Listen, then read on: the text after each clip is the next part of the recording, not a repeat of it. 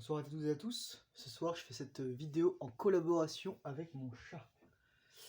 Euh, donc, j'espère que vous allez bien déjà. J'aime bien faire ces petites vidéos le soir parce que c'est un peu comme l'exercice de l'écriture dans le journal, sauf que c'est à travers un journal public. Voilà. Oh, bah, le chat s'en va, donc on va repasser en one shot. Et, et aujourd'hui, je viens d'avoir un rendez-vous, mon premier rendez-vous professionnel que je menais moi-même, même si je suis encore stagiaire dans le domaine de l'assurance. Et ça n'a pas été forcément très conclusion. On va dire que c'était pas catastrophique, mais je pense que j'ai été à côté de la plaque en fait. Et pourquoi c'est important que je parle de ça? Parce que justement, mon mental, il me disait, mon ego, ah, regarde, t'as échoué, t'as pas réussi, etc. Enfin, il me disait des choses, ce qu'on se dit d'habitude lorsqu'on réussit pas et qu'on n'est pas très gentil avec soi-même. Désolé pour le problème, je réglais la caméra et la hauteur. On se dit beaucoup de choses, moi en particulier, et je me suis senti très mal en fait après ça. Alors j'avais rien fait de mal en fait techniquement. C'est sûr qu'il y a des gens qui sont intéressés, d'autres moins, etc. Et c'est normal en fait. Mais le mental c'est vraiment une machine très puissante en fait. C'est surtout ça devient vraiment hors de contrôle lorsque il se va passer forcément des choses très positives dans la vie. Et disons que ça tourne à vide et surtout cercle vicieux, c'est-à-dire en spirale descendante. Et pendant que je rangeais des livres, là, je suis retombé sur des livres que j'avais lus sur Ho'oponopono. Donc c'est le thème de la vidéo ce soir. Ho'oponopono. Ho'oponopono, ça veut dire rectifier une erreur en hawaïen. Euh, et en fait, c'est quatre mots, quatre locutions qui sont un peu plus explicites si on fait un peu de recherche, qui sont désolé, pardonne-moi, pardon, merci, je t'aime, etc.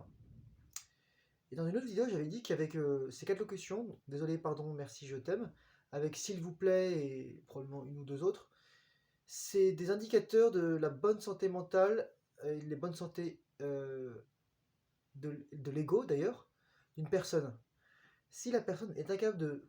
littéralement, ça lui fait physiquement mal, ou c'est impossible pour elle de mettre sa bouche pour faire ces mots, ou alors si elle les dit avec vraiment beaucoup comment dire, en anglais reluctant, de réticence, c'est mauvais signe en général.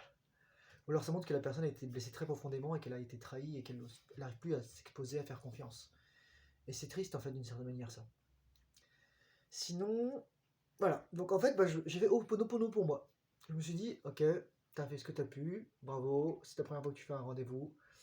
Et surtout, c'était pas dans le marché cible, c'est-à-dire la personne, c'était pas une personne. Enfin, elle avait entre 25 et 55 ans, mais elle n'était pas mariée, sans enfant, elle n'avait pas acheté de maison, mais elle avait quand même un temps plein.